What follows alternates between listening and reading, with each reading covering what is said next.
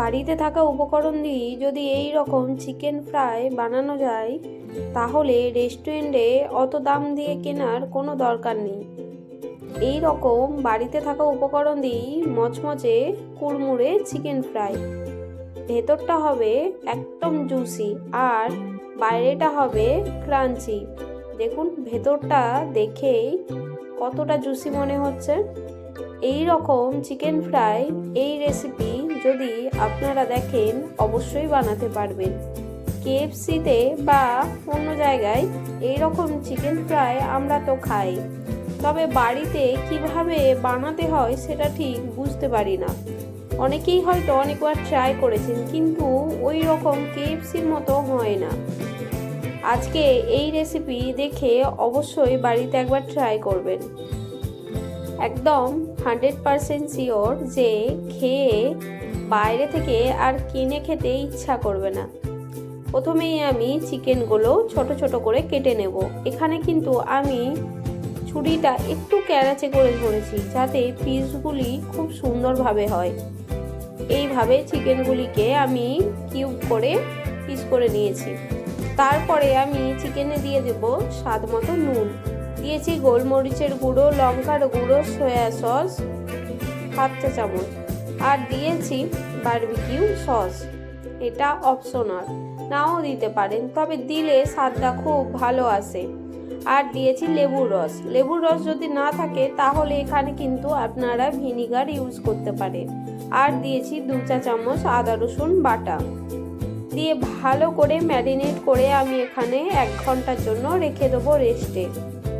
অবশ্যই কিন্তু ম্যারিনেট করে কিছুক্ষণ রেখে দিতে হবে, নইলে ভেতর থেকে জুসি ভাবটা আসবে না। তারপর আমি এখানে নিয়েছি 1 কাপ ময়দা এবং 1/2 কাপ কর্নফ্লাওয়ার।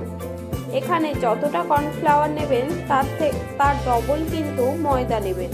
তাতে আমি দিয়ে দিয়েছি স্বাদ মতো নুন এবং লঙ্কার গুঁড়ো, গোলমরিচের গুঁড়ো দিয়ে অল্প করে জল দিয়ে হাতের সাহায্যে ক্রাম্বল তৈরি করে নেব। এইভাবে কিন্তু অবশ্যই একবার বাড়িতে ট্রাই করবেন। একটু করে জল দেবেন আর হাতে মাপতে থাকবেন।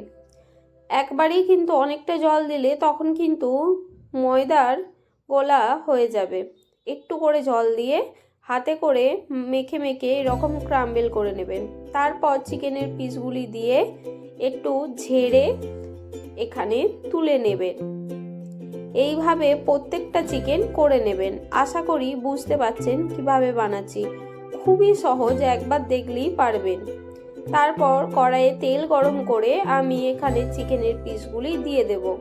এখানে কিন্তু কড়াইয়ে একটু ডুবো তেলেই চিকেনগুলো ভাজতে হবে, নইলে কিন্তু এর যে ক্রাম্বলগুলো ওইগুলি কিন্তু ভেঙে যাবে। আমি মিডিয়াম ফ্লেমে আমি চিকেন ফ্রাইগুলি সবগুলি ভেজে নেব উল্টে পাল্টে। এখানে কিন্তু এক পিঠ হয়ে আসলেই আমি অন্য পিঠ উল্টাবো। দেখুন কত সুন্দর ক্রাম্বল আসছে।